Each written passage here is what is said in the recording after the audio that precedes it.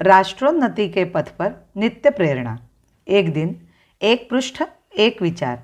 श्री गुरुजी समग्र 12 खंडों का संक्षिप्त रूप भारतीय विचार साधना पुणे द्वारा प्रकाशित किया गया है। मैं डॉक्टर श्रीमती स्वाति सदानंद गोडबोले इन विचारों के एक पृष्ठ को प्रतिदिन वाचन के माध्यम से आप तक पहुंचाने का प्रयास कर रही हूं। यह प्रकाशित विचार हमें प्रतिदिन प्रेरणा देते रहेंगे। आज दिनांक 24 सितंबर का विचार, अखंड भारत के लिए संगठन उपयुक्त। हमने अपने संस्कृति, अपने जीवन की आत्मा भारतीयता को ठुकराया। उसका यह विषैला फल निकला। इतिहास से ही समाज के जीवन की परीक्षा होती है।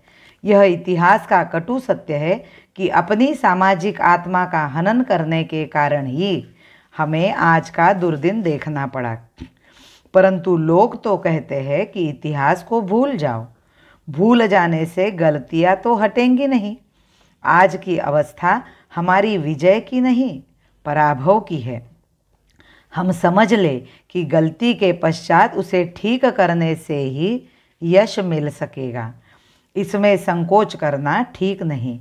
लोग क्या कहेंगे, अब तक मैं जो कुछ मानता आया हूँ उसे कैसे छोड़ूं? यही हम सोचते रहे तो कहना पड़ेगा कि हम में वैयक्तिक अभिमान कूट कूट कर भरा है और हम राष्ट्र की सेवा के भाव से खड़े नहीं हैं। हृदय से गलती मानकर राष्ट्र की आत्मा को पहचानते हुए हिंदुस्तान तथा हिंदू समाज को बलशाली बनाने का रास्ता चुनना ही पड़ेगा। हमें सर्वथा शुद्ध भारतीयता के आधार पर अपना संगठन स्थापित करना है। मार्ग के कष्टों से हम डरते नहीं हैं। हमने परमात्मा से यह प्रार्थना कभी नहीं की कि हमारे पथ में कांटे न आए। हम तो यही प्रार्थना करते हैं कि हमारा संगठन इतना दृढ़ हो कि वह सारे कष्टों का निवारण कर सके। कोई तथाकथित नियम ना होते हुए भी यह बढ़ता हुआ कार्य परमात्मा की स्फूर्ति के आधार पर खड़ा है।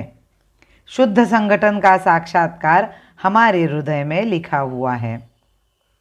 हम तो केवल भारत की ही उपासना करते हैं और हमारा विश्वास है कि जो भारत की उपासना करेगा वही भारत के गौरव को प्राप्त करेगा। मुझे इतिहास का वह दिन स्मरण हो रहा है जब छत्रपति शिवाजी के पश्चात महाराष्ट्र में रघुनाथराव पेशवा हुए।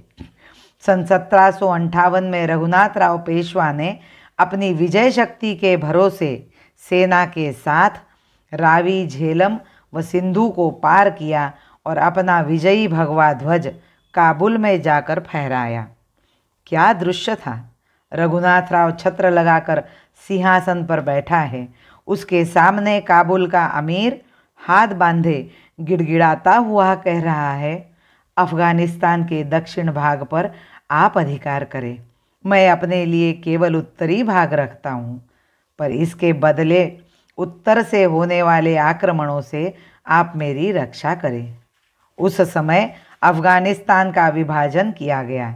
आज उस शिवाजी को, जिसके अनुयायियों ने काबुल जाकर अपना झंडा गाड़ा, पथभ्रष्ट कहने वाले हम लोगों ने क्या प्राप्त किया? अपनी पराजय स्वीकार कर अपनी ही मातृभूमि का हमने अपने ही हाथ से विभाजन किया है।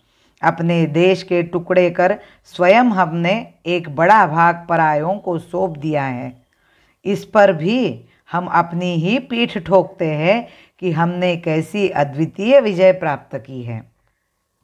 हमने अपने पूर्वजों को भुला दिया, अपने पवित्र कार्य को अपने हाथ से छोड़ दिया और इस प्रकार माता के स्थान पर अन्य किसी को बिठाकर उसकी पूजा की। परंतु दूसरों के पैरों से लताड़े जाने के बाद अब रोने से क्या होता है? अब संगठन कार्य ही एक रास्ता है। राम का हम आज धर्म महान भूले, कृष्ण का भी हाय गीता ज्ञान भूले। राम का हम आज धर्म महान भूले, कृष्ण का भी हाय गीता ज्ञान भूले। विस्मृति चाणक्य की जय की कथा है, विस्मृति चाणक्य की जय की कथा है। क्यों न उर्मे जागती फिर भी व्यथा है, क्यों न उर्मे जागती फिर भी व्यथा है। भारत माता की जय। वंदे मातरम।